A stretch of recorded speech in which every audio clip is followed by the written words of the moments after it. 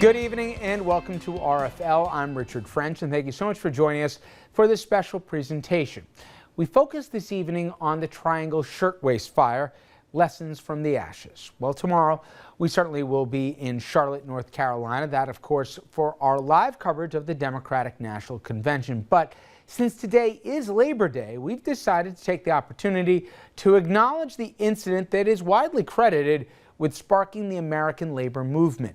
Now, the Triangle Shirtwaist fire, it was New York City's most deadly workplace incident, that is, until 9/11 occurred. It was a fire that devastated not only New York City, but it shocked the nation. 146 were left dead in the course of only 18 minutes. It was a fire that changed the face of labor and the rights of workers for generations to come.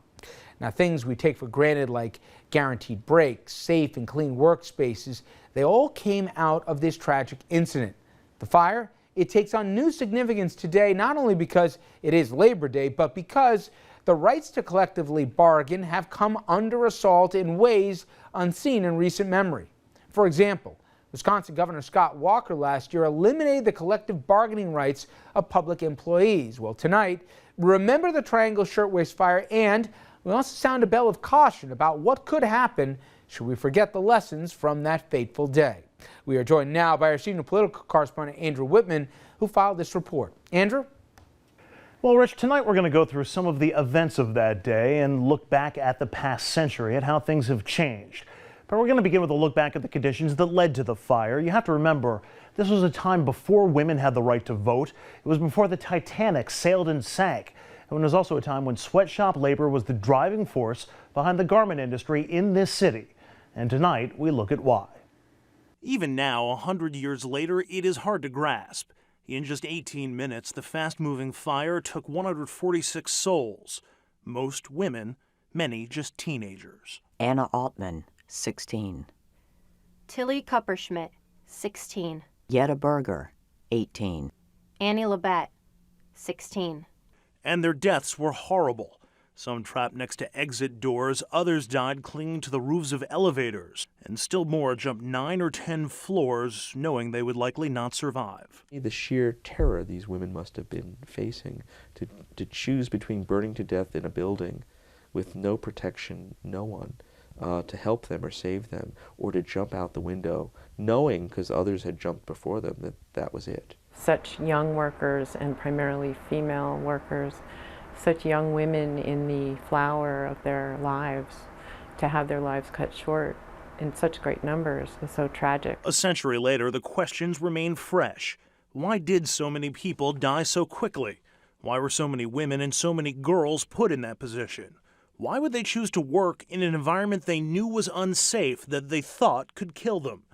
And why would the factory's owners put them in that position? Essie Bernstein, 19. Kate Leone, 14. Sarah Brinman, 17.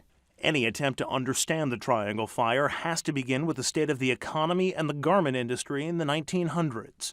The shirtwaist, a feminine tailored blouse that wore more like a men's shirt, had been in vogue for more than a decade, but its popularity was beginning to wane. With sales slowing and competition increasing, factory owners like Triangle's Max Blank and Isaac Harris had only one way to keep their companies profitable.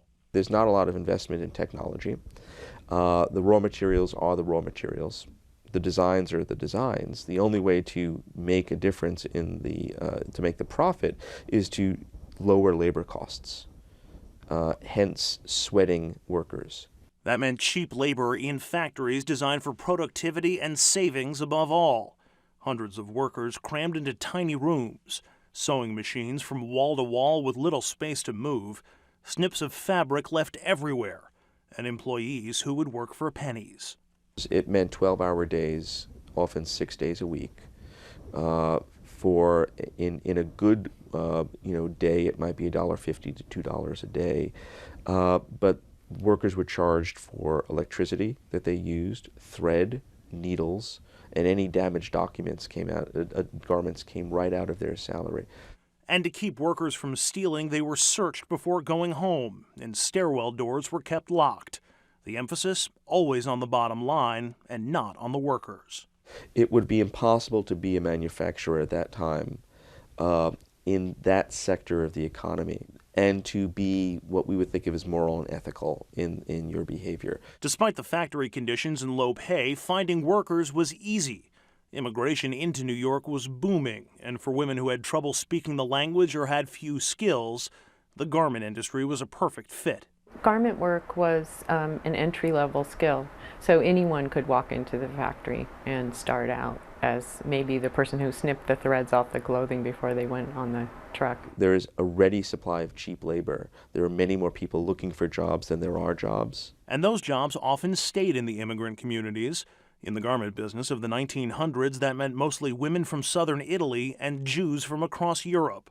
Friends would bring friends into the shops, and family members too. A foreman would say to a very good worker who was impressing them, do you have a sister or a cousin that you can, someone from your town or village that you could bring in who's just like you? It meant that they had a hold on those workers a little bit more because their family members would keep them in line. But it also allowed even more exploitation.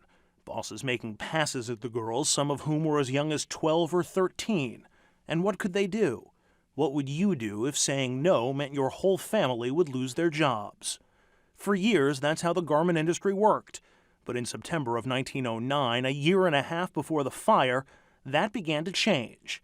At least, it changed for some. 40,000 people, they marched.